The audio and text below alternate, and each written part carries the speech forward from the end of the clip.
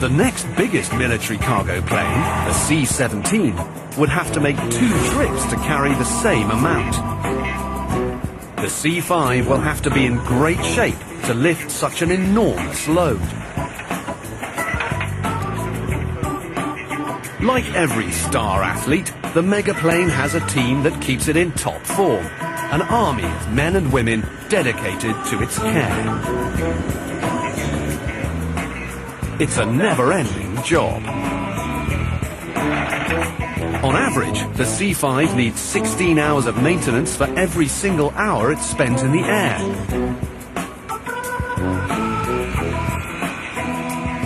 The work all starts here, ISODOC. The maintenance crew looks like an army of ants next to the giant aircraft. For the C-5, the key to everlasting youth is constant maintenance. In ISO, all of the systems and parts are tested, from the large to small. But of all the parts on the C-5, none receives as much care as the gigantic engines, the TF-39 turbofans. They're the megaplane's special tool for taking flight. The C-5 seems to defy the laws of physics when getting off the ground. There are 4 forces that affect aircraft: thrust, drag, lift, and weight. Thrust is the forward force created by the engines. Drag is the resistant force of the plane being pulled through the air. Weight, the downward force, equals the C-5's total weight, which can be nearly 500,000 kilos. Lift, the upward force, is created by the wings moving through the air. As air moves over the curved upper surface of the wing, velocity increases. This reduces pressure above the wing. With more pressure underneath and less pressure above, the plane will lift or rise. When the force of lift equals the force of weight, you begin to fly. The C-5's challenge is that it has a lot more weight and drag than other planes. The solution? 30-meter wings with a larger surface space to increase the lift. And engines so powerful they can rocket this mega mover off the ground.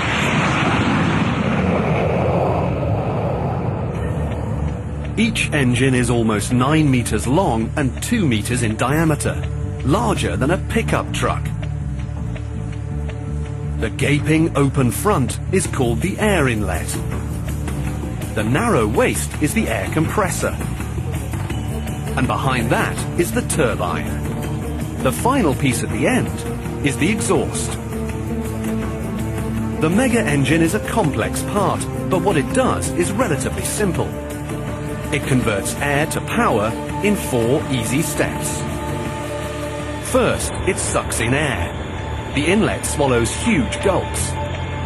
Next, it squeezes. The air compressor presses the air into an explosive unit. It passes the pressurized air into the turbine, where step 3 occurs, the bang.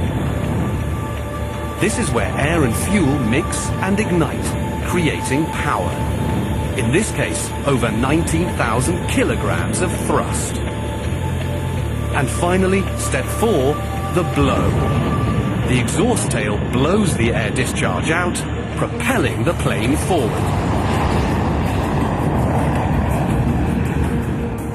When the megaplane's 4 engines work together, they create so much thrust that the plane can take off with almost 500,000 kilograms of weight. That's like lifting 5 space shuttles and keeping them off the ground.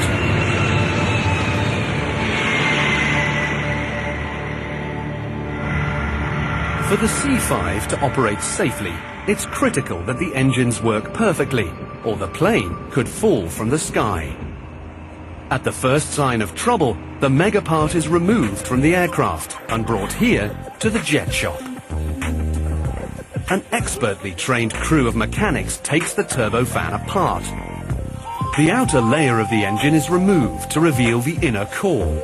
Most engine damage is caused by foreign objects and debris, called FOD for short. Something as small as a bottle cap can destroy a turbofan's insides if it gets sucked in by the mighty air inlet. Technicians comb through the giant system looking for anything that could be wrong. They use a microscopic camera called a borescope to probe inside the turbine. The camera can usually detect malfunctioning parts, but if nothing turns up, the mechanics will strip the engine down to its smallest elements. After giving everything the once-over, they'll rebuild, a process that can take months. When an aircraft needs a new engine in ISO, the part comes from a pre-tested supply stock. Installing the massive engine takes a lot of muscle. A team of 6 heaves it into place. This is no time for a slip-up. The turbofan alone weighs 3,500 kilos. If it bumps anything, it can wreck itself and crush whatever or whomever it hits. The workers strain to lift the engine.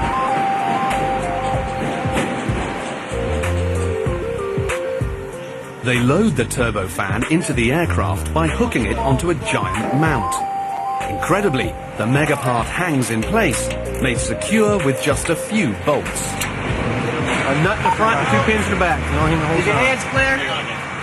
The engine just hangs in the back. There's really nothing that physically connects it other than those 2 pins. The rest of the ISO team joins in to connect the major systems. The hydraulics, fuel and electronics are networked into the engine.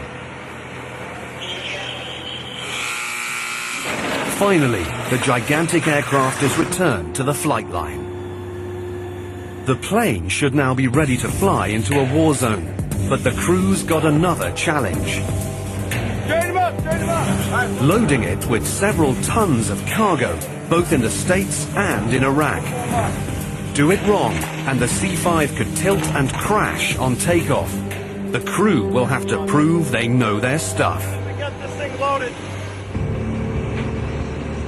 At Dover Air Force Base in Delaware, training for combat conditions is a part of everyday work. The C-5 crew must be able to protect the plane in any environment. In Iraq, the megaplane will be most vulnerable when it's sitting on the tarmac. The base is located in a heavy combat zone. Its official name is Balad, but the troops call it Mortaritaville. Missile attacks by insurgents are a part of daily life. The sooner the C-5 unloads and reloads, the sooner it can get in the air, and to safety. The crew has a game plan for unloading its cargo. They'll be dropping off armor plates used to protect personnel carriers, but they have no idea what cargo they'll be picking up. In combat zones, transport priorities shift hour by hour. They'll have to be prepared to load anything, and load it fast.